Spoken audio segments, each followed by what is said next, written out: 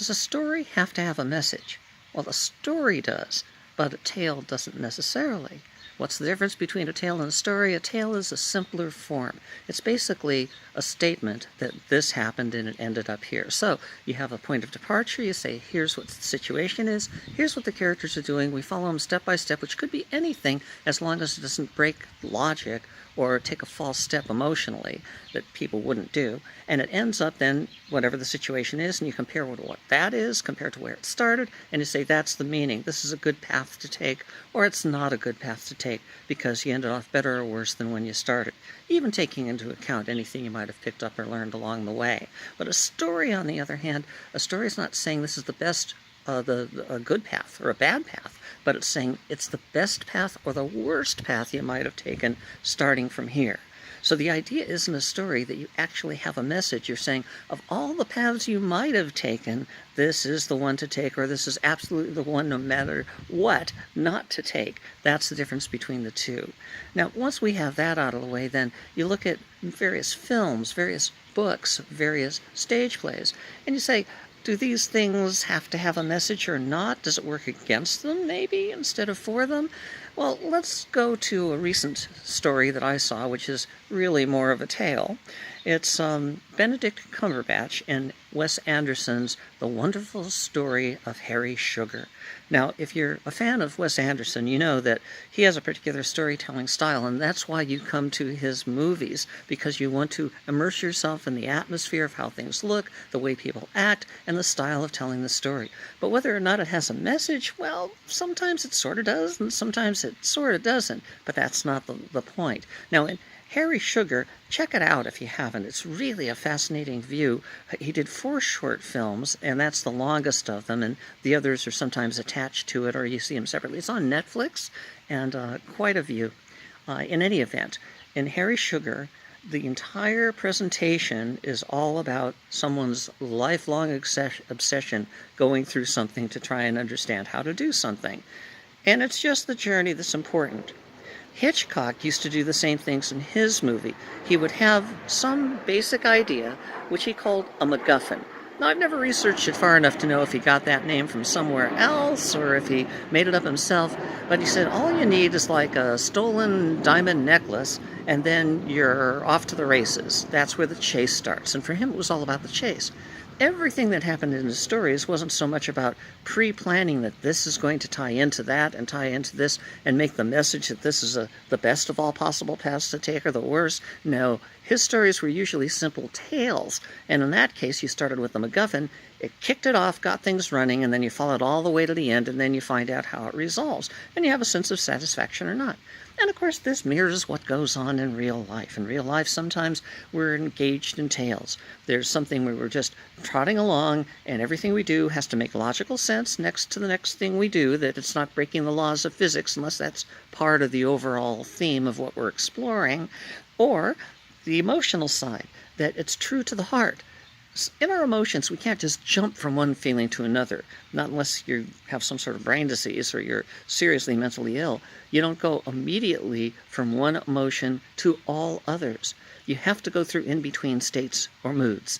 And you do this by eventually working your way through to them. So you have the 7 stages of grief, for example.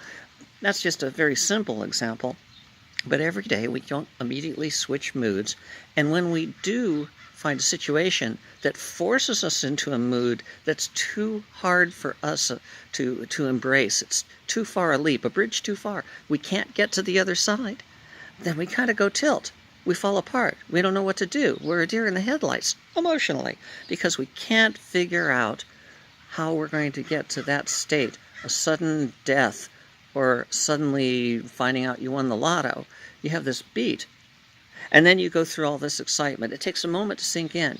Now, some emotions you really can't get to at all without a couple of in-betweens, but you can get to any feeling from any other. It's not like you can't get there from here. It's just that you can't get there from here directly. So, a tale, as long as it doesn't violate that, the audience, the reader, the person you're telling the story to can follow along emotionally and have their emotions feel like it's not too far from one place to another. A movie that didn't do this, Hudson Hawk. Okay, there's a movie that didn't do it with Bruce Willis. Check it out if you want. It really doesn't work at that level because it forces you as a viewer or an audience to jump from one emotional state to another that's too far to reach. And I think they did it intentionally just to screw with the audience. If you like that sort of thing, that's great, but it really didn't work. That's why people don't do it. So, simple tales, don't get pissed off. I do sometimes. I look at something like Lost, and I say, oh, they could have pulled Lost, the television series, together so well, but they didn't do it. They didn't do it at all. They just had one thing lead to another to another. It turned out to be a big tale. I wanted to know what the Dharma Initiative was all about. I wanted to know what this island was all about. And I actually came up with a scheme that could have made it all work together. There's no time to talk about that now. I know you're curious. Perhaps I'll come back and share it with you another time. But also, Twin Peaks, the series on television that went way, way back, that series also ended with dissatisfaction because you just didn't get the fulfillment of having it come together as a story. Why? Because they made you feel that it was going to be a story and it turned out to be a tale.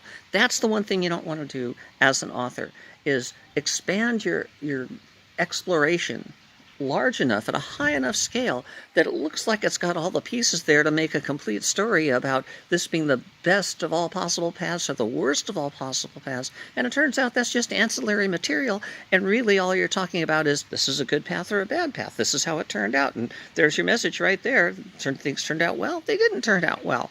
So one of the biggest mistakes people can use is to try and make their tale more impressive by giving it some of the elements of story but not doing it complete. Because you see, a tale is a statement. A story is an argument. And if you make an incomplete argument, it's far worse than just making a minimal statement. You make a statement successfully, you made a point. You make an unsuccessful argument, you've lost everything. And so, important to remember that when you're going straight through logically and emotionally, step by step, that's a statement. If you try to say that applies to everything in all such cases, and this is the best or the worst of all of them, but you don't prove it, that's a blanket statement, and nobody's going to buy it. But if you actually build that case, you have what we call a grand argument story. And in the grand argument story, you've hit all the sides, you've hit all the corners, you made it all come together, and you've proven your point. All right. We'll get to a lot more about those details and other things. But again, what sparked all this was me seeing the Wes Anderson thing the other day. Sometimes he's got messages like in the Grand Budapest Hotel or in the French Dispatch, wonderful, wonderful movies that actually have a message. Most often, he tries to avoid messages at all costs, and sometimes one comes up and bites him in the ass because he wasn't watching carefully enough to keep a message out of a story.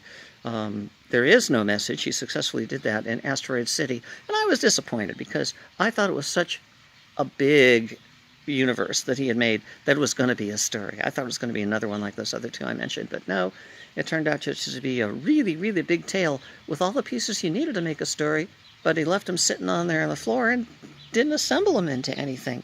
Still, beautiful filmmaker, wonderful mind, and I like watching everything he does. So, do see the wonderful story of Harry Sugar, if you can. And if you're unable to see it, take my word for it, it's great, and feel very, very badly that you weren't able to participate. No, just kidding. That's it for my thoughts from my backyard today on story structure. As you know, I am retired from business, but I still have thoughts about story structure. It's the co-creator of Dramatica and the Dramatica theory, and I figure as long as I'm still kicking, I ought to share them with you, even though I have retired, not completely, just retired from doing story-related things, unless I feel like it.